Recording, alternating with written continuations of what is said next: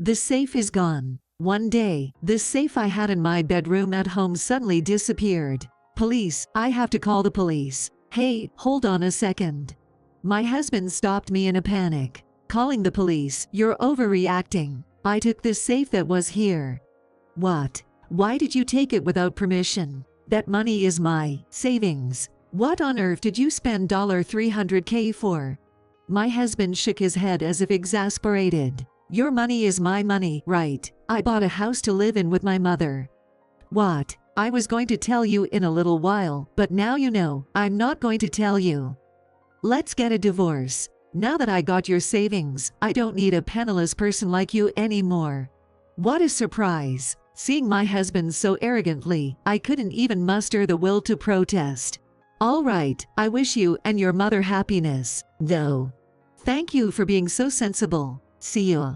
Watching him leave cheerfully, I felt a surge of gratitude. Honestly, it was convenient for me that my husband had taken the safe. I had planned to ruin his life with what was inside that safe. I never imagined he'd do it himself. Good luck, I can be pretty nasty too. My name is Nancy. I'm a part-timer housewife who turned 35 this year. We live in a small town, just the three of us, my husband David, our daughter, and me. I met David about 10 years ago. We were introduced by a coworker after I graduated from college and started my first job. David had a gentle face and a calm personality that didn't like conflict. Our relationship started as friends but quickly turned romantic. After dating for 5 years, we began talking about marriage. By then, we were both in our late 20s and wanted children, so it was a natural progression. We decided to get married. Then, the year after our marriage, we had the child we had longed for. Our beautiful child we have been waiting for. And so, our family became 3. Our daughter grew up so quickly. Watching her grow was our greatest joy. From a tiny baby, she learned to walk, talk, and eventually started kindergarten. But it wasn't always perfect. Naturally, there were fights and struggles with parenting. But we always found solutions. Our marriage was smooth. But I had one small concern. No, it might be better to call it a small annoyance rather than a worry, but there's something that's been bothering me. It was about David's mother, my Mill. She lived alone near us. Until the year before last, my Phil lived with her, but since he passed away, she now lives alone. She was very depressed after losing him, and stayed home for a long time. Recently, she's finally come to terms with things and started going out more, smiling more often. It's great, but it's also causing some problems. My Mill always liked to help out, taking care of our family in various ways. But her good intentions often became a nuisance. For example, she would use her spare key to enter our house when we were all out, cooking and rearranging furniture.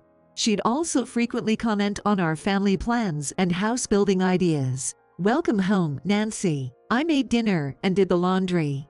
You just need to fold it. Thanks, but really, we can handle it ourselves. Go, don't be silly. We're family. You can rely on me more.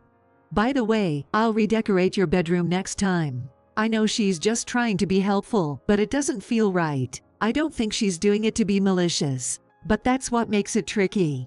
I don't want to reject her kindness, and some of my friends think her actions are fine, so I can easily complain. I talked to David about it once, but nothing changed. Hey, can we talk about your mom?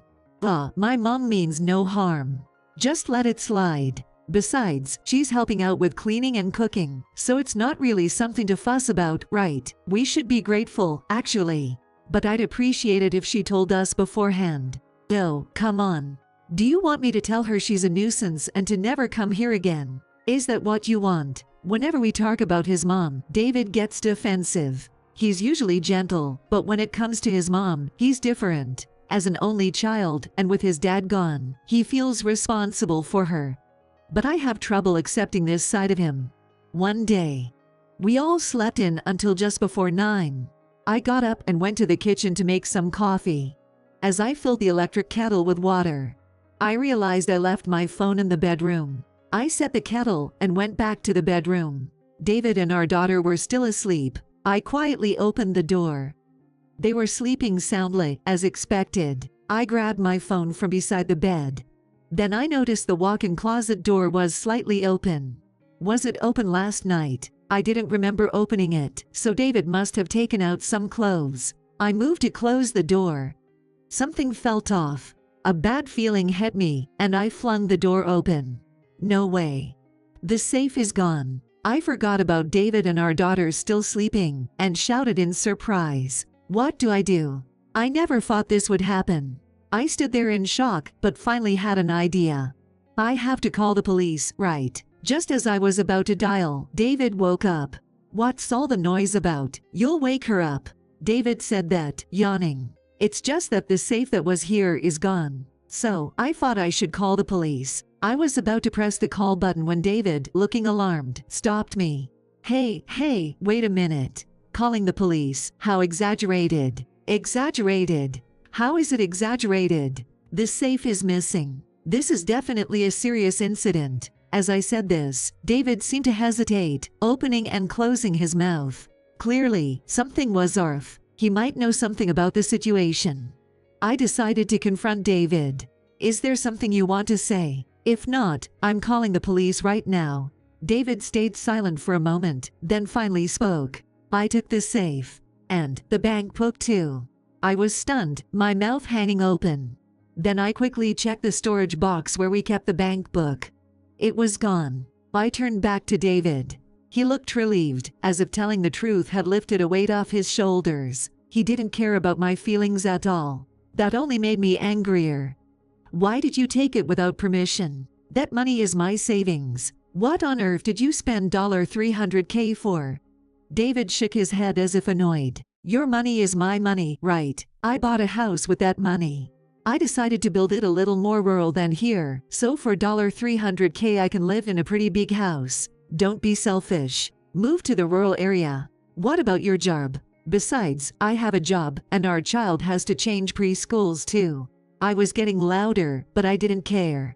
David frowned, looking displeased. Then, he went on to say something even more outrageous. You've got it all wrong. The house I bought is for me and my mother to live in together.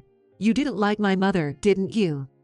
What son would just sit back and ignore the fact that his mother was being disrespected? What? Do you hear yourself? You're insane. Of course, I snapped back, but David shouted shut up and started saying whatever he wanted again. Anyway, I don't need you now that you're broke. You can have custody, just divorce me. Got it. Seeing my husband sitting there arrogantly, I was so shocked that I didn't even feel like protesting anymore. Then, my daughter woke up, startled by the loud voices. I lifted her out of bed and held her close. Is he really choosing his mother over our sweet daughter? Fine, then do whatever you want. With that thought, I made my decision. All right, I'll divorce you. Be happy with your mother. When I said that, David smiled. That's right, now you get it. Here, the divorce papers. To my amazement, David had already prepared the divorce papers. He went to the next room and came back quickly, thrusting the divorce papers at me. David's signature was on it. File these for me. I'm going back to my parents' house now. With that, David started packing his things. I found myself staring at his profile for a while. He felt like a completely different person from when we started dating. The David I loved was no longer here. Mom, I'm hungry. My daughter in my arms seemed completely oblivious to the situation and said in her cute voice, "Yeah, let's have breakfast." And with that, I left the bedroom. A few days after that commotion, I was at home with my daughter. I had arranged to take some time off work. Explaining the situation and handling paperwork with the company were necessary steps in the divorce process. So, after summarizing the events to my boss, I was told to take it easy using up some of my remaining paid leave. I need to repay a favor when I return to work. I also told my daughter about the divorce. I knew it would be hard for my young daughter to understand everything, but I explained as much as I could. Then, my daughter said, maybe Dad likes Grandma more. And stopped talking about David. How heartbreaking. I have to protect her and ensure she never has to live a life of hardship. Mom, the phone's ringing. Apparently, I had been lost in thought for so long that I didn't even notice the call coming in. No, thank you. I'll take the call, you keep playing. I said this to my daughter as I picked up my smartphone. The screen displayed David. I had been expecting his call around this time. I answered. "Hello, this is Nancy." David started talking almost immediately. Gah. Finally, you picked up. "Hey, Nancy, what's the meaning of this? Why is this inside the safe? Explain yourself." David sounded like he was almost in tears as he shouted. "You'll understand when you see it. No, you'll know it when you hear it. That recording is proof of your and your mother's deviousness. I already know all about it. You took the safe because your mother instigated you to do so, right? Well, it's your fault, too, for falling for it. Yes, it was Mill's doing that David unilaterally took the safe and bought a house. In fact, I had known for a while that Mill had her eye on the safe. It happened one time when Mill had let herself into our house as usual. She assumed I was out and headed straight to the bedroom without acknowledging me in the living room. Wondering what she was up to, I quietly observed her. Mill opened the walk-in closet and was rummaging around before quickly leaving. Checking the spot where Mill had been, I found the safe was scratched, possibly with some tool. A couple of days later, the safe was gone, and after a confrontation with David, I remember the incident. "So, when did you record this? You weren't there when we had that conversation, were you?" "Oh, you didn't notice. I was there the whole time. That's why I have the recording."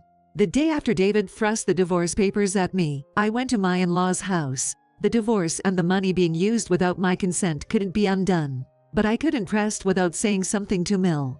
As I arrived at their house, an idea came to mind. I'll get a little revenge. I had a spare key to their house, so I decided to let myself in and give them a good scare. It was a small act of revenge, but it was something.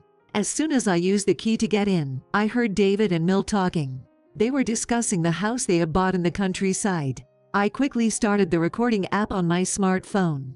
Mill started laughing triumphantly, talking with David about how they had gotten my savings as planned. It was then that I realized Mill's scheme. I was so angry I thought about confronting them right there, but I held back and kept recording. After their conversation ended, I went home, copied the recording onto a USB drive, and returned to their house. So, I put that USB drive in the safe. Surprised, when I revealed the truth, David went silent. Then I heard another voice on the line.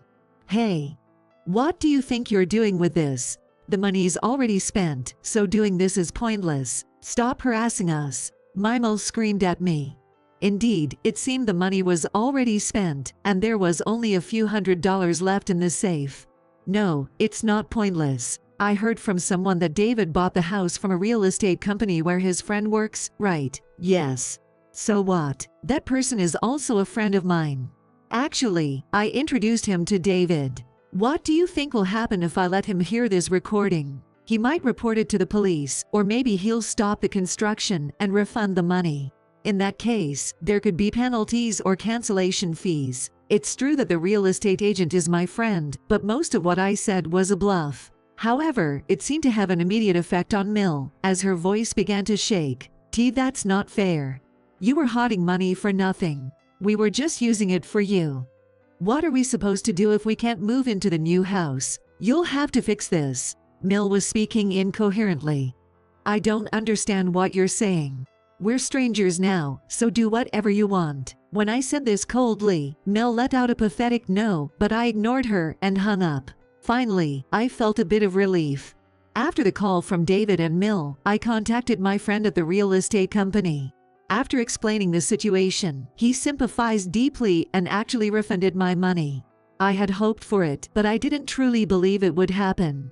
My friend said it was because of our old friendship, but also because he disliked dishonest people like David and my former Mill. In any case, getting the money back was all that mattered. However, it seemed the construction of the house David and Mill purchased couldn't be cancelled. My friend said they'll have to pay for it, even if it takes decades. This meant that David and Mill had to work desperately to repay the loan. But David had quit his job to move to the countryside. There are no companies willing to hire a man in his 40s as a full-time employee in the countryside, so he's barely making ends meet with day labor. Meanwhile, I used the refunded money to buy a new condo, where I would live with my parents and my daughter. Without a husband, my parents agreed to support us. As I stroked my daughter's head, resting on my lap, I made a vow. I won't let her become a deceitful person like David or Mill. I'll raise her to be an honest person. And I'll make sure she's always happy.